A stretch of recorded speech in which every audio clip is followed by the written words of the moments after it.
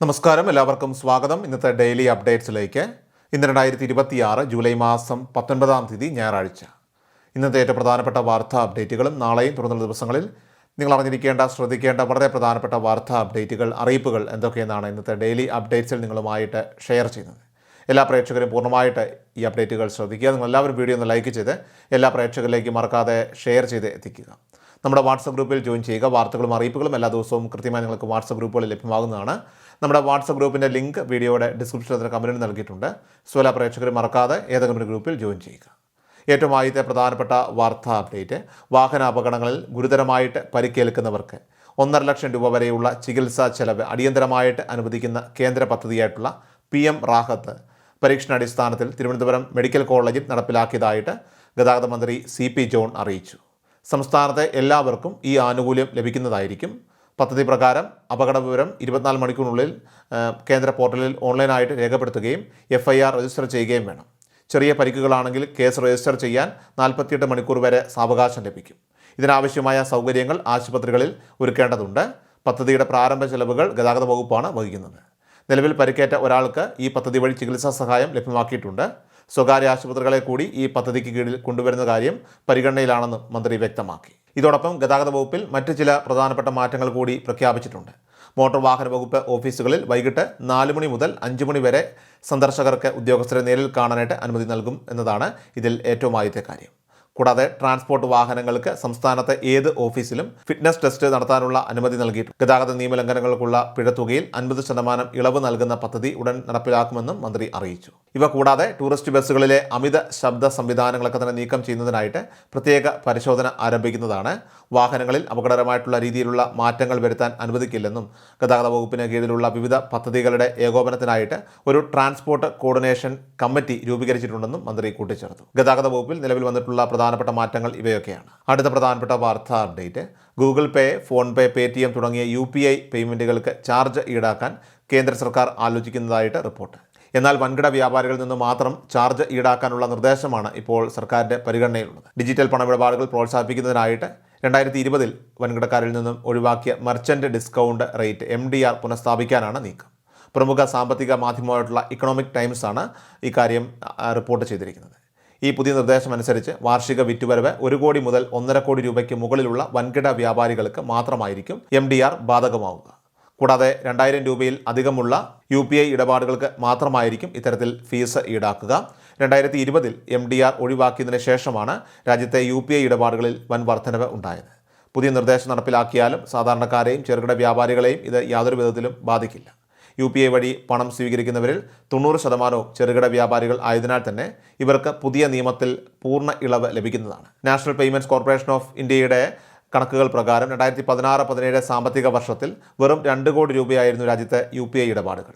എന്നാൽ ഇത് നിലവിൽ 24,200 കോടിയായിട്ട് ഉയർന്നിട്ടുണ്ട്. ഇടപാടുകളുടെ ആകെ മൂല്യം 0.07 ലക്ഷം കോടി രൂപയിൽ നിന്ന് 314 ലക്ഷം കോടി രൂപയായിട്ടാണ് കുതിച്ചുയർന്നത്. ജൂൺ മാസത്തിൽ മാത്രം 28 ലക്ഷം കോടിയിലധികം രൂപയുടെ പണമിടപാടുകൾ UPI വഴി നടന്നിട്ടുണ്ട്. നിലവിൽ ഈ ഒരു ഫീസ് ഏർപ്പെടുത്തുന്ന കാര്യത്തിൽ കേന്ദ്ര സർക്കാർ അന്തിമ തീരുമാനം എടുത്തിട്ടില്ലെന്നും ഉന്നതതല ചർച്ചകളൊക്കെ തന്നെ പുരോഗമിക്കുകയാണെന്നുമാണ് റിപ്പോർട്ടുകളൊക്കെ തന്നെ സൂചിപ്പിക്കുന്നത്. അടുത്ത പ്രധാനപ്പെട്ട വാർത്താ അപ്ഡേറ്റ്, സംസ്ഥാനത്തെ വിവിധ മേഖലകളിൽ കുട്ടികൾക്കായിട്ടുള്ള ആധാർ ക്യാമ്പയിനുകളൊക്കെ തന്നെ ഇപ്പോൾ സജീവമായിട്ട് നടന്നു വരികയാണ്. നമ്മളിൽ ഭൂരിഭാഗം ആളുകളും കുട്ടിക്കാലത്ത് തന്നെ നമ്മുടെ മക്കളുടെയൊക്കെ തന്നെ ആധാർ കാർഡുകൾ എടുത്തിട്ടുണ്ടാകും. എന്നാൽ ചെറിയ പ്രായത്തിൽ എടുക്കുന്ന ആധാർ കാർഡിലെ വിവരങ്ങളും അതോടൊപ്പം തന്നെ കുട്ടികളുടെ അന്നത്തെ ചിത്രവുമായിരിക്കില്ല പിന്നീട് അവർ വളരുമ്പോൾ ഉണ്ടാവുക. വിദ്യാർത്ഥികളായിരിക്കുന്ന ആ ഒരു പ്രായഘട്ടത്തിൽ കുട്ടികളിൽ വലിയ രീതിയിലുള്ള ശാരീരിക മാറ്റങ്ങളാണ് ഉണ്ടാകുന്നത്. അവരുടെ മുഖഭാവങ്ങളിലും അതോടൊപ്പം തന്നെ വിരലടയാളങ്ങളിലുമൊക്കെ തന്നെ ബയോമെട്രിക്സിലൊക്കെ തന്നെ മാറ്റങ്ങൾ വരാം എന്നതിനാൽ തന്നെ ആധാർ അതോറിറ്റിയുടെ നിയമപ്രകാരം കുട്ടികളുടെ ആധാർ കാർഡുകളൊക്കെ തന്നെ കൃത്യമായ പ്രായത്തിൽ അത് ബയോമെട്രിക് അപ്ഡേഷൻ നടത്തി പുതുക്കേണ്ടത് നിർബന്ധമാണ്. വിദ്യാർത്ഥികളുടെ സ്കൂൾ സർട്ടിഫിക്കറ്റുകൾ, അതോടൊപ്പം തന്നെ പരീക്ഷാ രജിസ്ട്രേഷനുകൾ, ഉയർന്ന വിദ്യാഭ്യാസത്തിനായിട്ടുള്ള അഡ്മിഷനുകൾ എന്നിവയ്ക്കെല്ലാം തന്നെ ഇന്ന് ആധാർ പ്രധാന മാനദണ്ഡമാണ്. ഇതിനുമെല്ലാം ഉപരിയായിട്ട് കേന്ദ്ര സംസ്ഥാന സർക്കാരുകളുടെ വിവിധ തരത്തിലുള്ള സ്കോളർഷിപ്പുകൾ, വിദ്യാഭ്യാസ ആനുകൂല്യങ്ങൾ എന്നിവ കൃത്യമായിട്ട് ലഭിക്കുന്നതിനും ആധാർ വിവരങ്ങൾ കൃത്യമായിരിക്കണം. ബയോമെട്രിക് വിവരങ്ങളൊക്കെ തന്നെ പുതുക്കാതിരുന്നാൽ ആധാർ കാർഡ് താൽക്കാലികമായിട്ട് സസ്പെൻഡ് ചെയ്യപ്പെടാനും അതുവഴി ആനുകൂല്യങ്ങൾ തടസ്സപ്പെടാനും സാധ്യതയുണ്ട്. ആധാർ നിയമപ്രകാരം കുട്ടികൾക്ക് 5 വയസ്സ് തികയുമ്പോഴും പിന്നീട് 15 വയസ്സ് തികയുമ്പോഴുമാണ് നിർബന്ധിത biometric updation, mandatory biometric update ചെയ്യേണ്ടത്. 5 മുതൽ 17 വയസ്സ് വരെയുള്ള കാലയളവിൽ ചെയ്യുന്ന ഈ നിർബന്ധിത അപ്ഡേഷൻ അത് തികച്ചും സൗജന്യമാണ് എന്ന കാര്യം പ്രത്യേകം ഓർക്കുക. നിലവിൽ സ്കൂളുകൾ കേന്ദ്രീകരിച്ചും പ്രാദേശികമായിട്ടും ആധാർ സ്പെഷ്യൽ ക്യാമ്പുകളൊക്കെ തന്നെ നടക്കുന്നുണ്ട്. നിങ്ങളുടെ പ്രദേശത്തും ഇത്തരത്തിലുള്ള ക്യാമ്പുകൾ ഉണ്ടെങ്കിൽ വിദ്യാർത്ഥികൾ തീർച്ചയായിട്ടും അതിൽ പങ്കെടുത്ത് ആധാർ പുതുക്കേണ്ടതാണ്. ഇനി ക്യാമ്പുകളിൽ പങ്കെടുക്കാൻ സാധിക്കാത്തവർക്ക് തൊട്ടടുത്തുള്ള അക്ഷയ കേന്ദ്രങ്ങൾ വഴിയോ ആധാർ സേവാ കേന്ദ്രങ്ങൾ വഴിയോ അല്ലെങ്കിൽ പോസ്റ്റ് ഓഫീസുകളിലെ ആധാർ സെൻറ്ററുകൾ വഴിയോ വളരെ എളുപ്പത്തിൽ ഈ ഒരു ബയോമെട്രിക് അപ്ഡേഷൻ ചെയ്തെടുക്കാനായിട്ട് സാധിക്കുന്നതാണ്. അതുകൊണ്ട് ഒട്ടും വൈകിക്കാതെ തന്നെ മക്കളുടെ ആധാർ കാർഡുകൾ പുതുക്കി കൃത്യമാണെന്ന് ഉറപ്പുവരുത്തുക. അടുത്ത പ്രധാനപ്പെട്ട വാർത്താ അപ്ഡേറ്റ്, ബാങ്ക് വായ്പ തിരിച്ചടയ്ക്കാത്തതിനെ തുടർന്ന് ജപ്തി ചെയ്ത സ്വത്തുക്കൾ വായ്പയെടുത്തിയ ആൾക്കോ അതുമായി ബന്ധപ്പെട്ട മറ്റ് കക്ഷികൾക്കോ നേരിട്ട് തിരിച്ചു നൽകരുതെന്ന് റിസർവ് ബാങ്ക് ഓഫ് ഇന്ത്യ വ്യക്തമാക്കുന്നു. ഇത്തരം സ്വത്തുകൾ പരസ്യലേലത്തിലൂടെ മാത്രമേ ബാങ്കുകൾ വിറ്റഴിക്കാൻ പാടുള്ളൂ എന്നാണ് RBIയുടെ പുതിയ മാർഗനിർദ്ദേശം. വായ്പ തിരിച്ചടയ്ക്കാത്തവർക്ക് തന്നെ മുൻഗണന നൽകിക്കൊണ്ട് ജപ്തി ചെയ്ത സ്വത്തുകൾ തിരിച്ചു നൽകുന്നത് വായ്പ അച്ചടക്കത്തെ ദുർബലപ്പെടുത്തുമെന്നും വിപണിയിൽ തെറ്റായ പ്രവണതകൾക്ക് വഴിയൊരുക്കുമെന്നുമാണ് RBI വിലയിരുത്തുന്നത്. സാധാരണ സാഹചര്യങ്ങളിൽ ബാങ്കുകൾ വായ്പയ്ക്ക് പകരമായി ധനേന്ദ്ര ആസ്തികൾ നോൺ ഫിനാൻഷ്യൽ അസറ്റ്സ് കൈവശം വയ്ക്കാൻ പാടില്ല.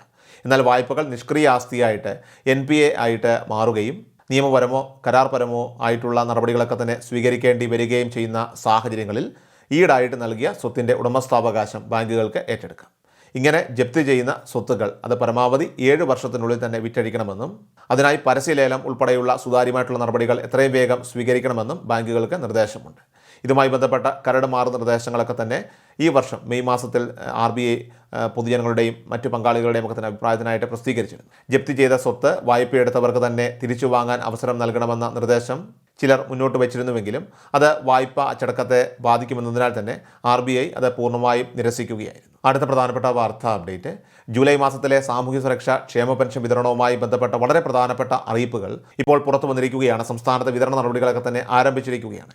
ഇതിൻ്റെ ഭാഗമായിട്ട് പെൻഷൻ മസ്റ്ററിംഗ് നടപടികൾക്കും നിലവിൽ ഇപ്പോൾ തുടക്കമായിട്ടുണ്ട്. മസ്റ്ററിംഗ് തിരക്കുകൾക്കിടയിലും പെൻഷൻകാർക്ക് വലിയ ആശ്വാസമായി ഈ മാസത്തെ പെൻഷൻ വിതരണം ഈ ആഴ്ച ആരംഭിക്കുമെന്നും ജൂലൈ 21 കടമെടുപ്പിന് പിന്നാലെ 23, 24, 25 തീയതികളിലായിട്ട് തുക നേരിട്ട് ബാങ്ക് അക്കൗണ്ടുകളിലേക്ക് എത്തുമെന്നും അധികൃതർ ഇവിടെ വ്യക്തമാക്കിയിട്ടുണ്ട്. എല്ലാ മാസത്തെയും പോലെ തന്നെ ഈ മാസത്തെയും പെൻഷൻ ആനുകൂല്യങ്ങൾ ഗുണഭോക്താക്കൾക്ക് യാതൊരു തടസ്സവുമില്ലാതെ ലഭിക്കുന്നതായിരിക്കും. നിലവിൽ പെൻഷൻ തുകയിൽ മാറ്റമില്ല. 2000 രൂപ തന്നെയാണ് നമുക്ക് ഈ മാസം ലഭിക്കുക. പെൻഷൻ തുക 3000 രൂപയാക്കി ഉയർത്തുമെന്ന് സർക്കാർ പ്രഖ്യാപിച്ചിട്ടുണ്ടെങ്കിലും നിലവിലെ സാമ്പത്തിക സാഹചര്യമൊക്കെ തന്നെ കണക്കിലെടുത്തുകൊണ്ട് ഇതിന് അല്പം കൂടി സമയമെടുക്കുമെന്ന് സർക്കാർ പ്രത്യേകം അറിയിച്ചിട്ടുണ്ട്. എങ്കിലും വളരെ വൈകാതെ തന്നെ ഇത് നടപ്പാക്കുമെന്നും സർക്കാർ ഉറപ്പ് നൽകുന്നുണ്ട്. എന്നാൽ പെൻഷൻ തുക തുടർച്ചയായിട്ട് ലഭിക്കുന്നതിന് ബയോമെട്രിക് മസ്റ്ററിംഗ് കൃത്യമായി പൂർത്തിയാക്കേണ്ടതായിട്ടുണ്ട്. അക്ഷയ കേന്ദ്രങ്ങൾ വഴി ഗുണഭോക്താക്കൾ നേരിട്ടെത്തിയാണ് ഈ പ്രക്രിയ പൂർത്തീകരിക്കുന്നത്. സെപ്റ്റംബർ മാസം 30-ാം തീയതി വരെ മസ്റ്ററിങ്ങിന് സമയമുള്ളതിനാൽ തന്നെ 2 മാസത്തെ ഈ ഒരു കാലയളവ് അത് പരമാവധി പ്രയോജനപ്പെടുത്തിക്കൊണ്ട് അനാവശ്യമായ തിരക്കുകൾ ഒഴിവാക്കി പോകുവാനായിട്ട് പ്രത്യേകം എല്ലാവരും ശ്രദ്ധിക്കേണ്ടതാണ്. സാധ്യമെങ്കിൽ അക്ഷയ കേന്ദ്രങ്ങളിലേക്ക് പോകുന്നതിന് മുൻപായിട്ട് തന്നെ അവരുടെ ഹെൽപ്പ് ലൈൻ നമ്പറിലോ നേരിട്ടോ ബന്ധപ്പെട്ട് തിരക്കില്ലാത്ത സമയം ചോദിച്ച് മനസ്സിലാക്കുന്നത് നന്നായിരിക്കും. കാരണം പ്രായമായവരുടെ ബയോമെട്രിക് വിവരങ്ങളൊക്കെ തന്നെ പതിയാൻ ചിലപ്പോൾ കൂടുതൽ സമയമെടുത്തേക്കാം എന്നതിനാൽ തന്നെ വലിയ തിരക്കുണ്ടാകാനും മുതിർന്ന പൗരന്മാർ മണിക്കൂറുകളോളമൊക്കെ തന്നെ ക്യൂ നിൽക്കേണ്ടി വരാനും സാധ്യതയുണ്ട്. ഇനി അക്ഷയ കേന്ദ്രങ്ങളിൽ നേരിട്ടെത്താനായിട്ട് കഴിയാത്ത കിടപ്പ് രോഗികൾ ഉൾപ്പെടെയുള്ളവർക്കായിട്ട് ഹോം മസ്റ്ററിംഗ് സംവിധാനവും ലഭ്യമാണ്. ഇതിനായിട്ട് നിങ്ങളുടെ വിവരങ്ങളും അതോടൊപ്പം തന്നെ വിലാസവും വാർഡ് മെമ്പർമാരെയോ അല്ലെങ്കിൽ അക്ഷയ കേന്ദ്ര ജീവനക്കാരെയോ അറിയിക്കുക. ആദ്യഘട്ട മസ്റ്ററിംഗ് പൂർത്തിയായ ശേഷമായിരിക്കും അക്ഷയ കേന്ദ്രങ്ങളിൽ നിന്നുള്ള പ്രതിനിധികളൊക്കെ തന്നെ നിങ്ങളുടെ വീടുകളിൽ നേരിട്ടെത്തി ഈ ഒരു ഹോം മസ്റ്ററിംഗ് നിങ്ങളെ കൊണ്ട് ചെയ്യിപ്പിക്കുക. നേരിട്ടുള്ള മസ്റ്ററിങ്ങിന് നിലവിൽ 30 രൂപയാണ് ചാർജ് ഈടാക്കുന്നതെങ്കിൽ ഹോം മസ്റ്ററിംഗ് സംവിധാനം ഉപയോഗപ്പെടുത്തുമ്പോൾ 50 രൂപയോളമായിരിക്കും ഫീസ് നിരക്കായിട്ട് വരുന്നത്. ഏറ്റവും അവസാനമായിട്ട് സംസ്ഥാനത്തെ സ്വർണ്ണവില പരിശോധിച്ചാൽ സംസ്ഥാനത്ത് സ്വർണ്ണവിലയിൽ മാറ്റം തുടരുന്നു. 2026 ജൂലൈ 18 ശനിയാഴ്ച ഇന്നലെ സ്വർണ്ണവിലയിൽ വർധനവ് രേഖപ്പെടുത്തി. 22 കാരറ്റ് സ്വർണ്ണത്തിന് ഗ്രാമിന് 70 രൂപ കൂടി 13,135 രൂപയിലും പവന് 560 രൂപ കൂടി 1,05,080 രൂപയിലുമാണ് വ്യാപാരം പുരോഗമിച്ചത്. സോ ഡെയിലി അപ്ഡേറ്റ്സ് പൂർണ്ണമാവുകയാണ്. എല്ലാവരിലേക്കും നിങ്ങൾ ഈ അപ്ഡേറ്റ്സ് ഇപ്പോൾ തന്നെ ഷെയർ ചെയ്യുക. നമ്മുടെ വാട്സപ്പ് ഗ്രൂപ്പിൽ ജോയിൻ ചെയ്യുക. വാർത്തകളും അറിയിപ്പുകളും എല്ലാ ദിവസവും കൃത്യമായി നിങ്ങൾക്ക് വാട്സപ്പ് ഗ്രൂപ്പിൽ ലഭ്യമാകുന്നതാണ്. നമ്മുടെ വാട്സപ്പ് ഗ്രൂപ്പിൻ്റെ ലിങ്ക് വീഡിയോയുടെ ഡിസ്ക്രിപ്ഷനിൽ അതിന് കമൻറ്റിൽ നൽകിയിട്ടുണ്ട്. സോ എല്ലാ പ്രേക്ഷകരും മറക്കാതെ ഏതെങ്കിലും ഒരു ഗ്രൂപ്പിൽ ജോയിൻ ചെയ്യുക. വാർത്തകൾ എല്ലാവരിലേക്കും ഷെയർ ചെയ്യുക. വീഡിയോ ഡെയിലി അപ്ഡേറ്റ്സുമായിട്ട് നമുക്ക് നാളെ കാണാം. അതുവരേക്കും നന്ദി, നമസ്കാരം. കൃഷൽ മീഡിയ എല്ലാ ദിവസവും വാർത്തകളും അറിയിപ്പുകളും ഡെയിലി അപ്ഡേറ്റ്സും ലഭിക്കാൻ ഇപ്പോൾ തന്നെ ചാനൽ സബ്സ്ക്രൈബ് ചെയ്യുക, ഫോളോ ചെയ്യുക. നിങ്ങളുടെ ലൈക്കും ഷെയർ നൽകി ഞങ്ങളെ സപ്പോർട്ട് ചെയ്യുക. നിങ്ങളുടെ അഭിപ്രായങ്ങൾ കമന്റ് ബോക്സിൽ രേഖപ്പെടുത്തുക.